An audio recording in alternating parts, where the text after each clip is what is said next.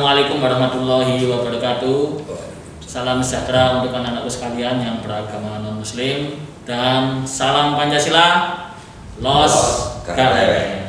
Oke, pagi ini kita kedatangan narasumber yang kebetulan beliau adalah Kepala Desa Ponokawan Krian dan sekaligus Ketua Yayasan Al Hidayah yang menaungi SMP Pancasila Krian.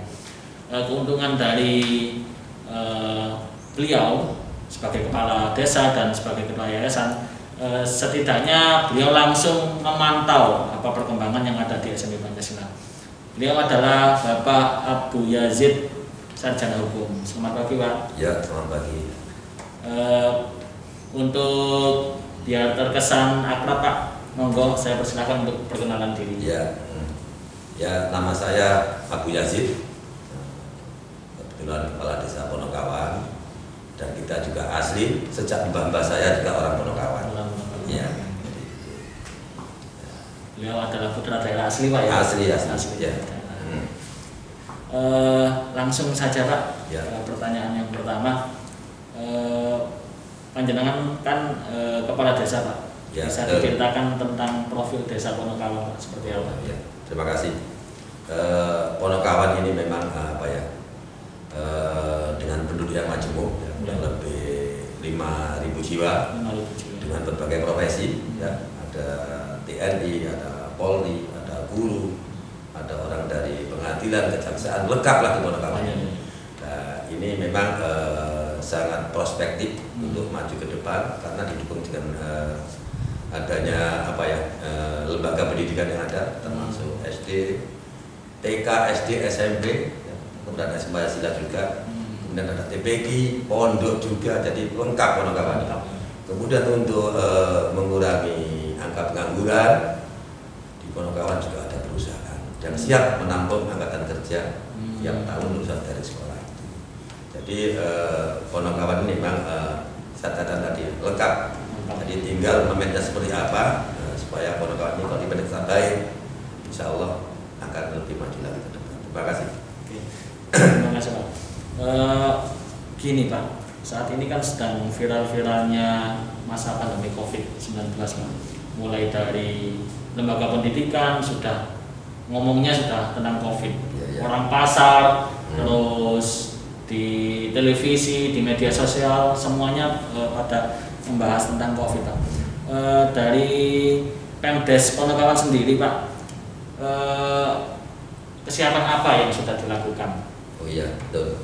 Memang dari awal, sekitar bulan 3 awal, ya, kita Pemdes Ponokawan sudah mengalokasikan anggaran dari dana desa. Itu untuk pengadaan sarana dan prasarana, termasuk tempat cuci tangan. Ini kita beli sekitar 5.000 lebih. Kita bagi kepada seluruh rumah warga masyarakat. Kemudian yang kedua, kita lakukan penyemprotan desinfektan. Nah, ini kita lakukan tiap minggu. Jadi mulai awal bulan 3 sampai sekarang ini kita teman-teman relawan COVID masih konsisten ya untuk melakukan kegiatan itu. Kemudian ada lagi hand sanitizer. Nah, itu bisa sertakan dengan di tempat cuci tangan tadi. Kemudian pembagian masker. Nah, kemudian pembagian masker juga ada. Nah, makanya sampai hari ini alhamdulillah warga Ponokawan ini orangnya memang sangat mengerti dan paham Disiplin tentang protokol kesehatan, ya, disiplin. Dari tempat ibadah, di sekolah, semua menerapkan protokol kesehatan secara ketat. Nah, sehingga kalau kita melihat tabel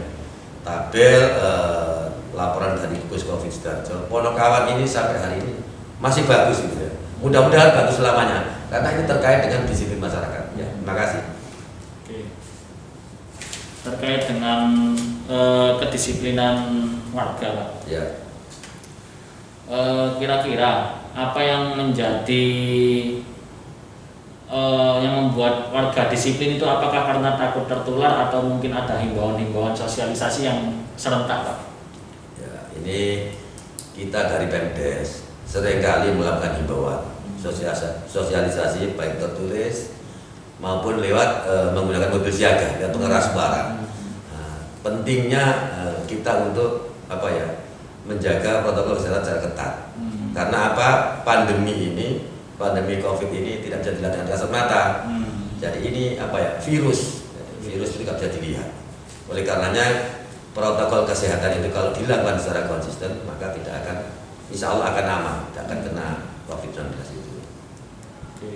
Terus tentang program-program yang sudah dilaksanakan tadi Pak, berarti semuanya kan sudah tercapai ya Pak ya? Kira-kira ada nggak program yang masih belum maksimal Pak? Ini yang kita lakukan sesuai dengan apa ya, dengan Pergub yang ada. Kemudian terakhir kemarin Pergub 44 tahun 2020 itu kita ini sebenarnya sudah apa ya, menjelang landing ya. Iya. Jadi kita kan sebenarnya yang new normal itu belum kita raih. Jadi ketika Pergub 44 tahun 20 tentang pelaksanaan hidup, pelaksanaan pola hidup apa itu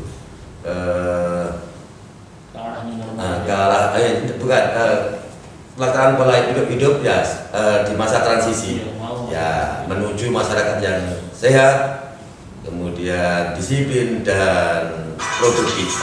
Ketika itu kita terapkan secara bagus, maka kita akan nanti masuk kepada yang namanya new normal gitu loh Pak. Jadi saat ini pun korban dari COVID-19 masih berjalan terus. Jadi makanya Pak Bupati mengeluarkan Pergub 44 itu harapannya kita ini dapat apa ya, hidup berdampingan dengan COVID itu. Nah seperti itu. Jadi kalau semua kegiatan termasuk di sekolah, di tempat ibadah, di tempat wisata, tempat kerja itu kita apa ya, kita bisa menggunakan protokol kesehatan secara ketat. Insya Allah ini nanti cepat atau lambat kita akan bisa meraih yang namanya new normal. Jadi kita akan hidup normal sebelum adanya COVID seperti itu. Tuh. Terima kasih. Saya tertarik dengan istilah tadi Pak, hidup berdampingan. Yeah. Memang saat ini kan virus corona atau COVID kan masih belum bisa kita perkirakan sampai kapan berakhirnya Pak ya. Kira-kira untuk hidup berdampingan ini atau adaptasi lah itu seperti apa Pak? Begini, makanya kita ini kan seringkali disampaikan kita tidak boleh takut. Tidak boleh takut. Ya, mau tidak mau kita itu harus bersahabat dengan COVID itu. Karena apa? Kalau kita takut nggak mau bersahabat, akhirnya kita singitan Pak istilahnya. Kita akhirnya nggak melakukan aktivitas sama sekali, terus gimana? Lah ekonomi nggak bisa berjalan, kita nggak bisa makan seperti itu. Artinya hidup berdamaian kita tetap aktivitas kita lakukan seperti biasa. Cuman yang membedakan ya, kita punya standar Pak. Standar karena ini di situasi pandemi COVID, nah kita harus menerapkan standar kesehatan yang baik sesuai dengan anjuran pemerintah. Yang tadi termasuk kita utama pakai masker, kemudian apa itu social distancing, kemudian cuci tangan dan sebagainya. Itu harus kita lakukan. Gitu. Jadi kita nggak usah takut sebenarnya dengan COVID, nggak usah takut. Kalau kita takut gimana? Lumpuh semua kan? Semua aktivitas nggak bisa jalan. Cuman dengan IT yang ada sekarang ini, seperti pembelajaran di sekolah tetap jalan, tetap jalan. Karena kita paham sekolah ini apa ya? Kesulitannya itu kalau kita masukkan semua siswa itu jaraknya yang susah. Kalau masker gampang, jaraknya yang susah karena kapasitasnya itu terbatas. Makanya kalau sekolah punya inisiasi menggunakan pembelajaran dari sistem daring dan sebagainya itu bagus sekali. Karena apa? Kegiatan tetap jalan seperti biasa. Kurikulum bisa dijalankan secara baik ya. Itulah pemirsa pesan dari Pak Abu Yazid terkait tentang corona atau COVID. Pesan beliau adalah yang utama itu kita jangan takut dengan COVID.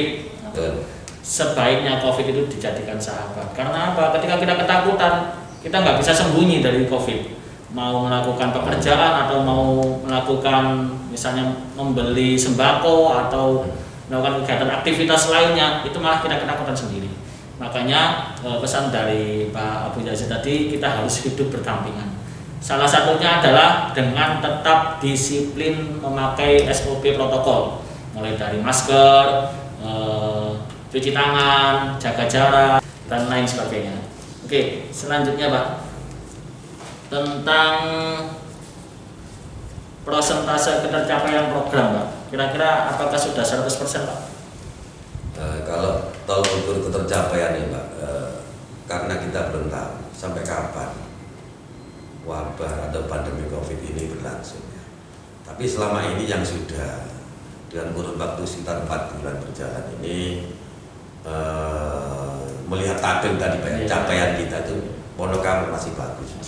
Bagus, mudah-mudahan selamanya bagus. Karena memang ya itu tadi tidak lepas dari disiplin masyarakat dalam rangka menjalankan himbauan dari pemerintah itu.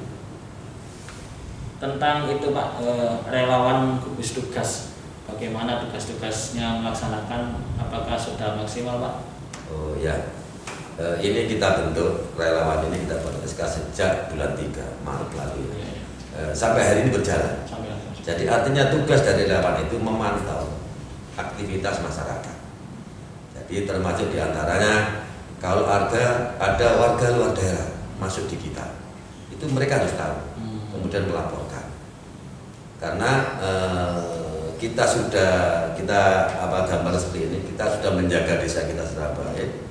Kemudian ada masyarakat dari luar daerah, khususnya dari daerah yang merah, masuk ke kita nggak terpantau, masih usaha percuma kita yang selama ini kita lakukan untuk protokol kesehatan itu. Jadi mereka itu fungsinya memantau masyarakat yang akan mau masuk ke Wonokawan luar daerah. Makanya kita keluarkan kemarin itu edaran bahwa untuk sementara ini tempat rumah kos, kontrak dan sebagainya tidak boleh untuk menerima tamu dulu atau menerima orang kontrak. Jadi ini harapan saya memang kita bisa melokalisir warga kita, jangan sampai tertular oleh daerah lain itu ya.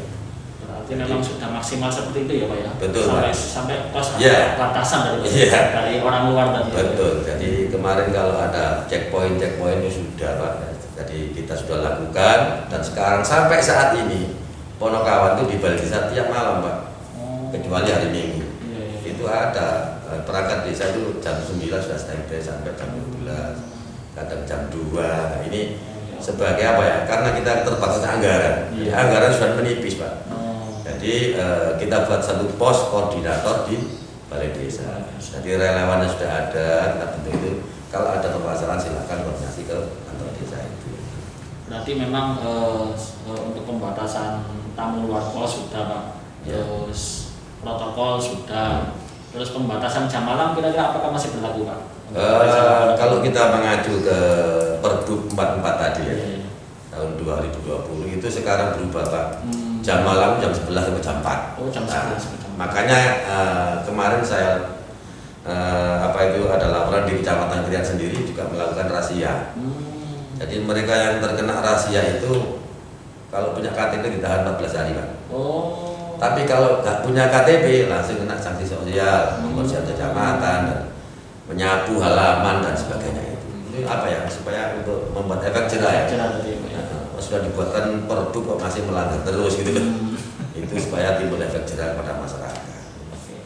Terkait dengan berarti pembatasan jam malam apakah sama dengan sistem ronda malam atau siskamin gitu Pak? Oh, bukan seperti itu. Bukan, ya.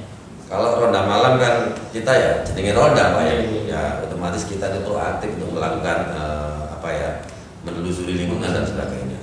Jadi ini jam malam maksudnya jam 11 sampai jam 4 itu kita pantau barangkali ada warga luar daerah atau masyarakat yang masih keluyuran. Tapi ini sebenarnya kewenangan itu ada di Pol PP penegakan itu. Tapi kita di desa juga seperti itu barang.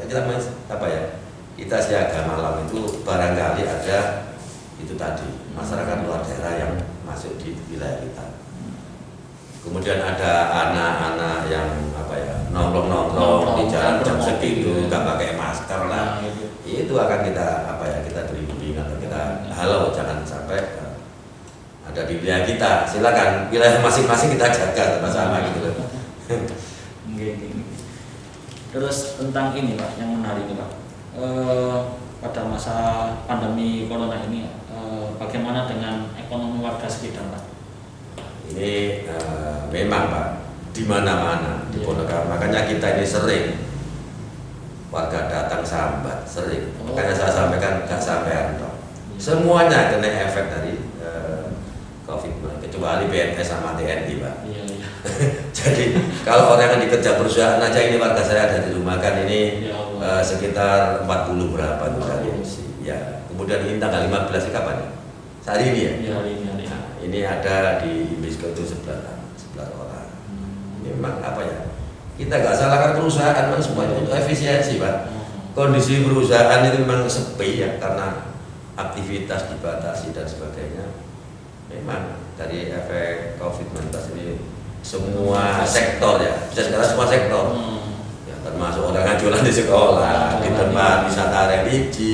Makanya kan kemudian yang di perusahaan karena memang pesanan lagi sepi, efisiensi di rumah ada yang kontraknya nggak diperpanjang, itu memang seperti itu.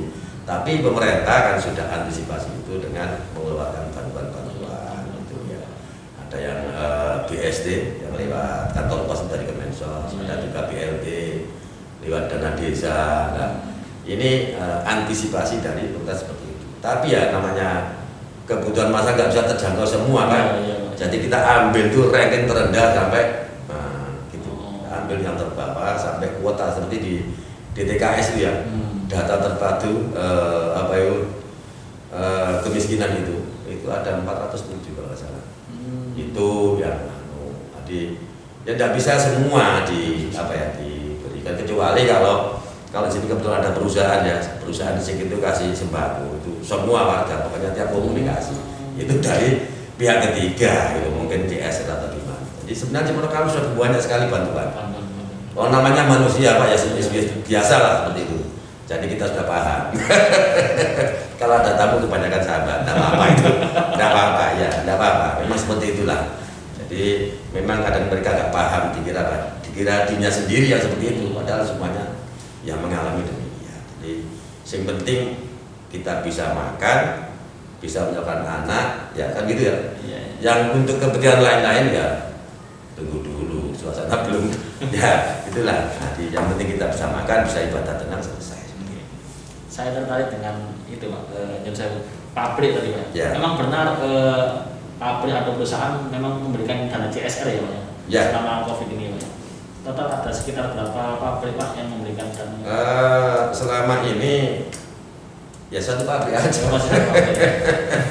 Jadi kebetulan pabrik ini dulu ketika mulai pembebasan lahan saya kepala desanya.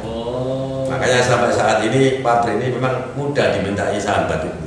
Jadi ini menjelang lebaran itu pasti ada berapa 60 kakak dikasih. Tapi sebelumnya itu semua umum saja Ponokawan, kaya miskin semua dikasih.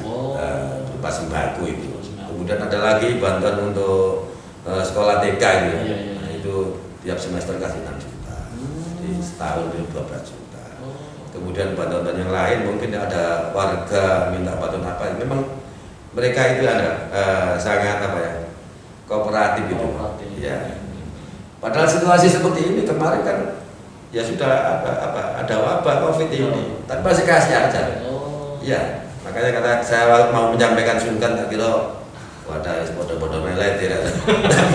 Dia masih kasih aja.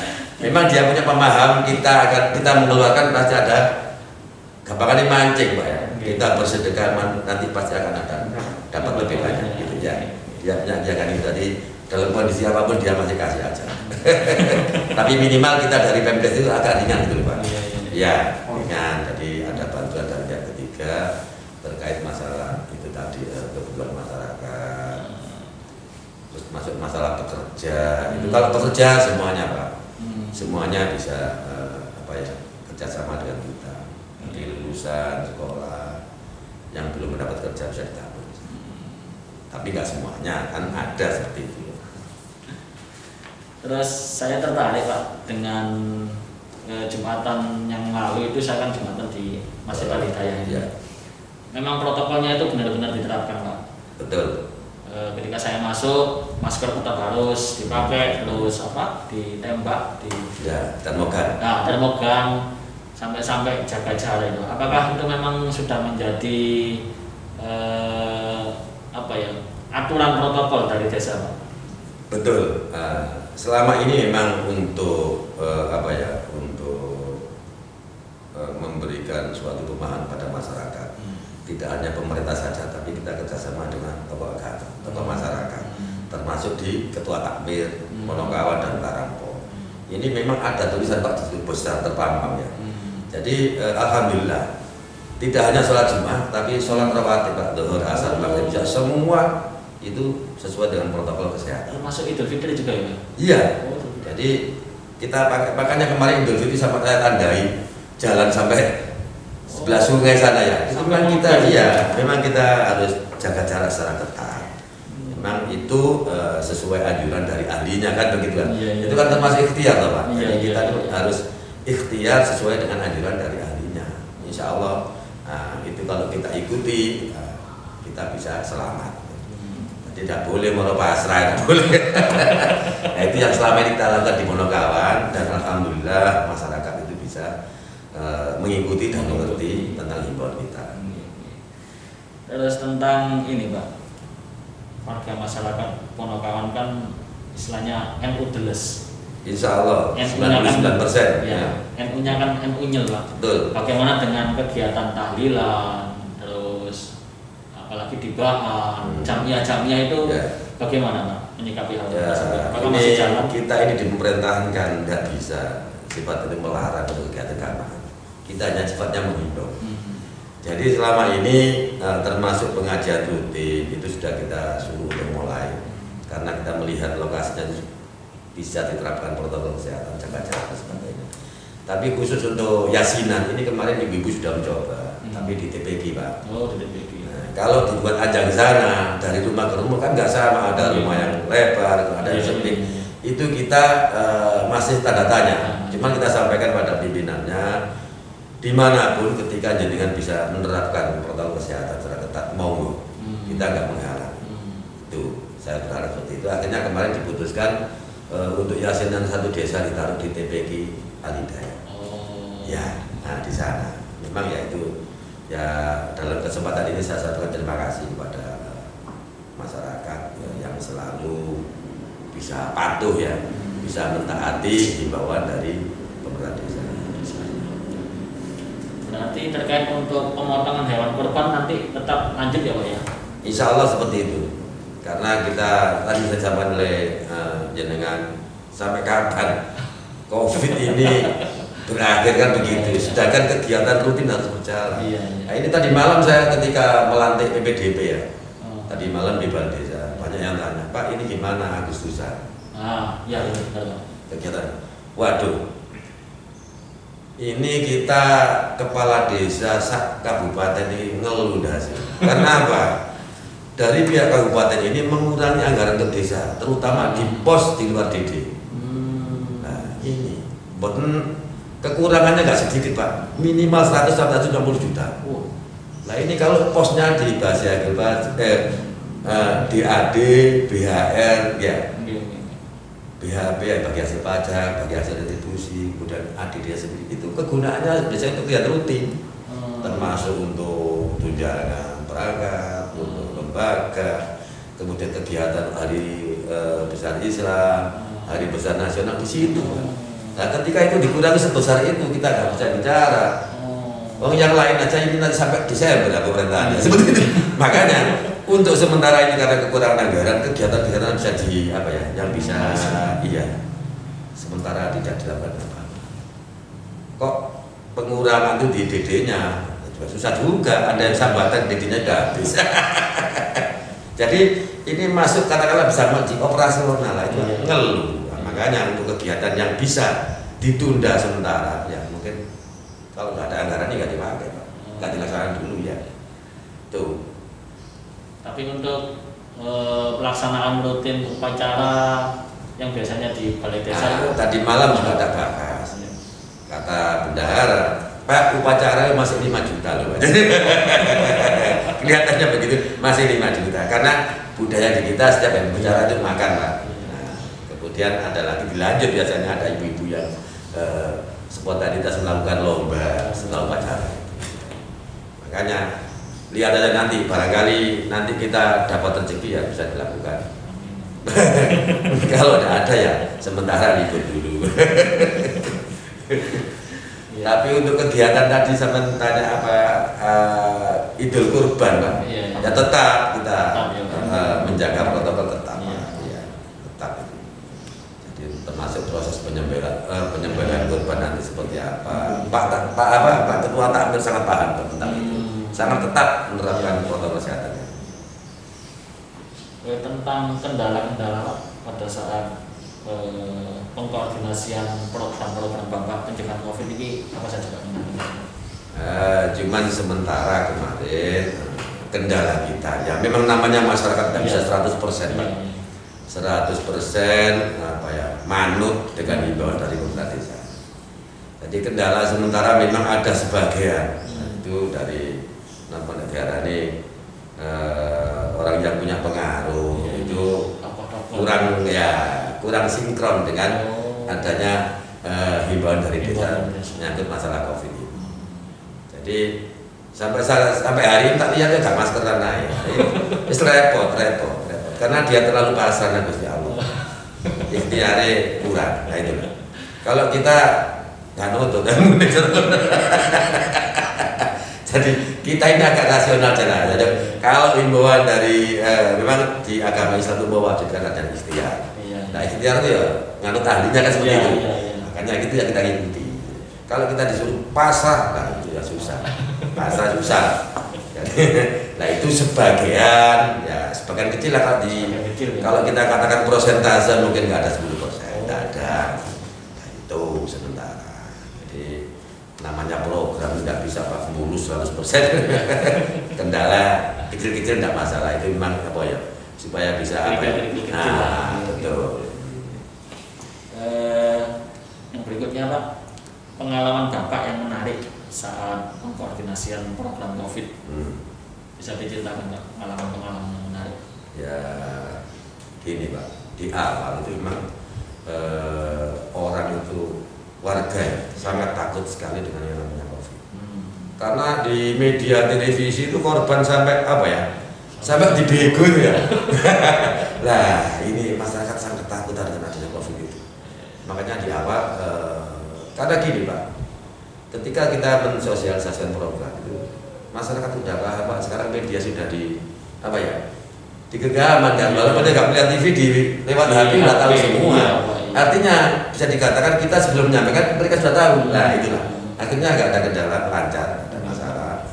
Masyarakat kelihatannya sebagian ada yang lebih tahu dari kita, gitu.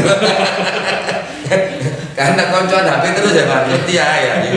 Jadi mereka sebelum kita sampaikan sudah paham seperti itu. Jadi apa yang kita sampaikan menyangkut program penanggulangan pandemi COVID itu berjalan dengan baik. Terkait dengan ini Pak, panjenengan kan juga sebagai ketua yayasan SMP Yayasan Al-Hidayah yang menaungi mulai dari TK Pancasila, SDI Pancasila dan SMP Pancasila. Tentang kesiapan di lembaga tersebut itu apakah sudah maksimal Pak menangani COVID ini? Ini kan saat ini memang dari lingkungan itu memang Pak Agus juga selalu menyampaikan itu. Selalu kita apa ya? Ketika kita melakukan penyemprotan kita lalui untuk sekolah. Ini harapan saya jangan sampai salah satu siswa pun terkena. Ya. Tapi ini sekolah sementara kan masih masih belum ada aktivitas real katakanlah. Ini memang mengikuti dari ajaran Kemendikbud ya. Nah, ini saya kira Pak Agus ini orang yang sangat apa ya, hati-hati sekali. Kepala SMP Pancasila sangat hati-hati, responsif kepada akibat dari COVID-19 ini. Pak Agus seringkali menyampaikan bahwa kita harus melaksanakan protokol kesehatan secara ketat. Itu saya lihat memang kalau saya lewat lihat ya benar seperti itu. Nah ini insya Allah SD juga seperti itu. Jadi lembaga kita ini memang di dalam naungan wilayah Desa Ponokawan, kita berharap tidak ada satupun dari siswa ini yang terkena COVID ini ya. Jadi antisipasi saya melihat dari kepala sekolah SMP juga bagus. Ini harapan kita ya sampai wabah ini hilang gitu ya. Tidak ada yang terpapar sama sekali. Gini Pak, 1 minggu yang lalu itu SMP Pancasila sudah melaksanakan acara serah terima Pak. Ya. Acara serah terima siswa dari wali murid ke sekolahan, termasuk juga kita melaksanakan pelatihan pembelajaran IT untuk siswa itu. Bagaimana tanggapan Bapak? terkait tentang pembelajaran IT? Ya, saya sangat mendukung sekali ya. Saya mengapresiasi kegiatan itu. Memang sekarang ini apalagi dalam situasi COVID-19 ini pembelajaran harus lewat daring ya.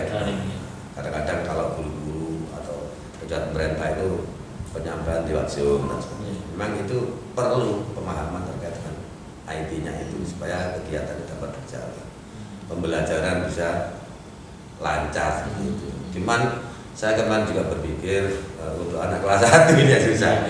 Kelas 1 ini rata-rata kan ya mayoritas belum bisa baca tulis, ini bagaimana? Kelas 1 SD. Kelas 1 SD maksud saya. Jadi kan dalam satu lembaga kan ada SD di situ. Saya tahu anak saya aja kelas 1 belum bisa baca. Karena apa? Kalau diajari orang tua tidak mau. Akhirnya kelas 2 udah bisa. Lalu saya berpikir di situ pembelajaran untuk anak kelas 1 seperti apa. Nah, itu. Kalau anak kelas 2 mungkin udah bisa mengoperasikan itu udah bisa kelas 2. Ya sudah bisa baca maksud saya. Nah ini kendalanya di situ. Bagaimana ini? Apa lewat orang tua atau gimana ini? Nah ini yang kendalanya di situ. Iya. Oke Pak, berikutnya suka duka Bapak menjadi kepala desa dan yayasan Pak. Ya, kita ini ya dalam kesempatan ini kita sejak kecil Pak memang sukanya berorganisasi. Ya. Kebetulan saya sejak 2010 itu dipercaya oleh masyarakat untuk menjadi kepala desa. Menjadi kepala desa Ponokawan, nah itu satu katakanlah searah ya, satu tujuan, karena tujuan kita adalah memajukan desa Ponokawan, termasuk juga masyarakatnya, lembaga pendidikannya.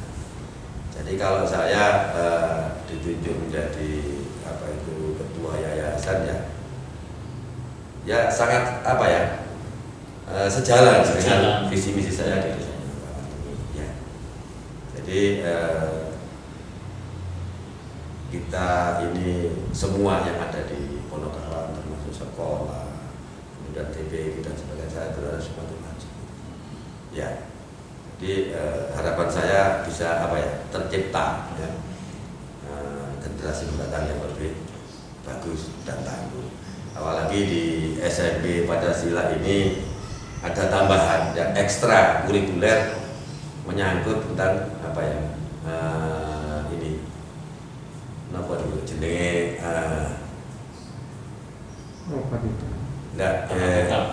bukan ada pengaji kitab Pak Alis. Nah ada itu, kemudian ada bagaimana kita ini menjadi anak yang budaya sekolah Islam tawaduk kepada ya. Yang pertama ada santan aswaja Pak. Di mana-mana sekarang lagi ngetren Pak. Di daerah Arab Saudi pun aswaja ini lama kelamaan akan menjadi wah betul.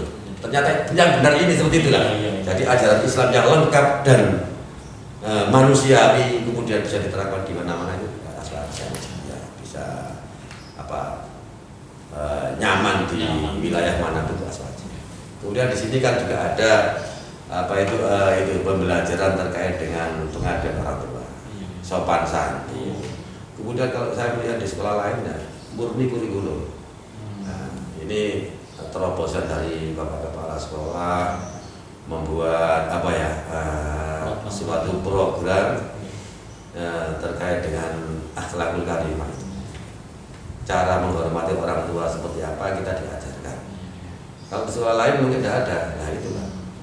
Sebab kita sendiri kepuasan orang tua ketika melihat anak itu paham dan bijak dalam komunikasi dengan orang tua.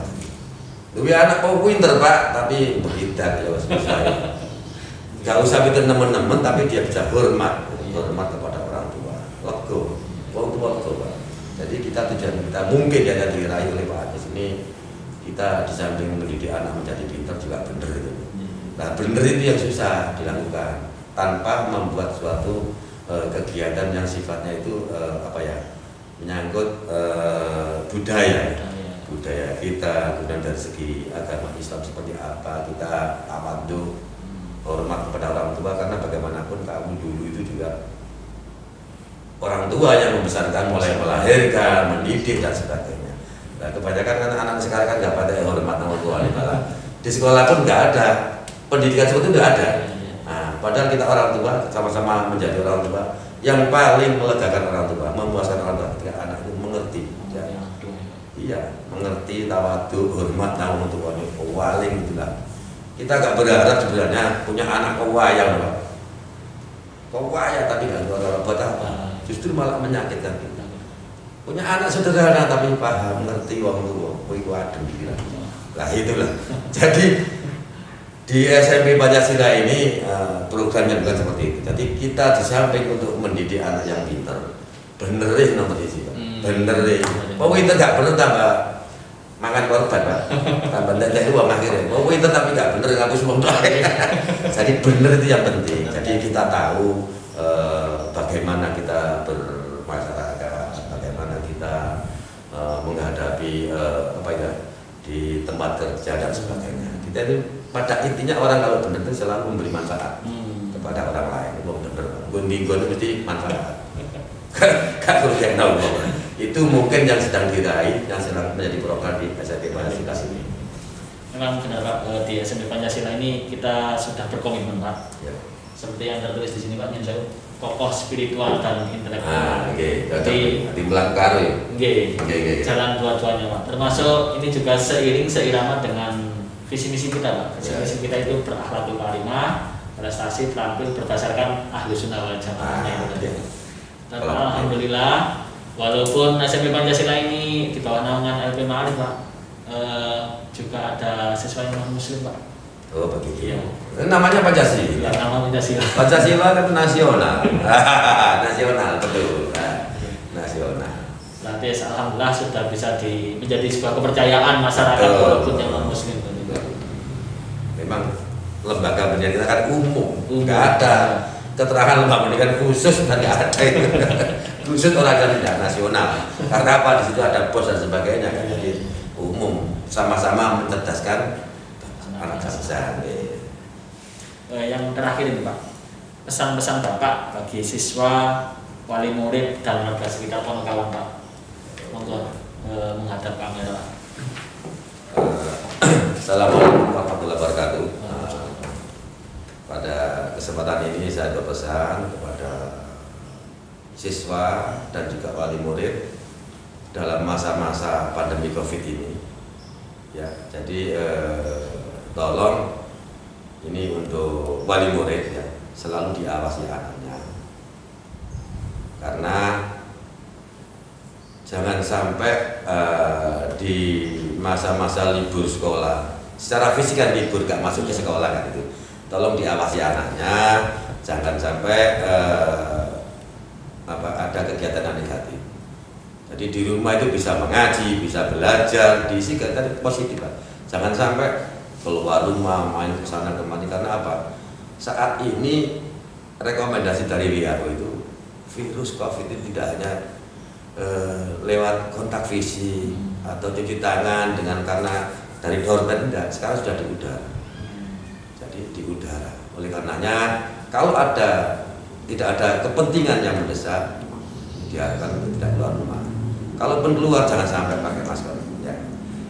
Jadi ini kita bisa menjaga anak-anak kita, jangan sampai dalam libur sekolah ini ada kegiatan yang negatif. Tolong dipantau anaknya. Kemudian pesan saya bagi murid di Yayasan Al-Hidayah ini, tolong aktivitas pembelajaran yang nanti mungkin sudah berjalan Pak ya. Nah, ini tolong dicermati waktunya jam berapa. Jangan sampai kadang-kadang kan malam nggak tidur sampai larut ketika dimulainya pembelajaran lewat daring itu masih tidur. Nah, ini harus sama-sama. Kita juga orang tua.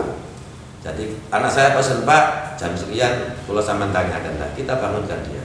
Karena Pak masih anak-anak Pak, remaja tidak bisa punya tanggung jawab tangi dewi cara. Jadi orang tua harus ikut membantu dalam rangka ketepatan waktu ketika belajar lewat daring itu harus digugah gampangannya. Ayo nak, tangi, belajar. Tuh, jadi kalau itu bisa dilakukan maka nyambung antara pihak sekolah yang sudah memfasilitasi kegiatan belajar mengajar dengan ibu-ibu di rumah wali murid dan anaknya juga bisa mengikuti. Sehingga walaupun tidak ada pertemuan fisik, tidak ada program atau kegiatan kurikulum yang terbengkalai. Itu harapannya. Terima kasih. Assalamualaikum warahmatullahi wabarakatuh. Terima kasih Pak Abdul Yazid. Sekian diskusi kita tentang kesiapan Desa Ponokawan dan kesiapan Sekolah SMP Pancasila dalam hal pencegahan COVID. Tetap semangat untuk anak-anakku sekalian, tetap belajar, jangan lupa untuk dirangkum, diresum materi yang kita sampaikan. Dan saya akhiri, wassalamualaikum warahmatullahi wabarakatuh. Salam sejahtera untuk siswa-siswaku yang non-muslim. Salam Pancasila, los gak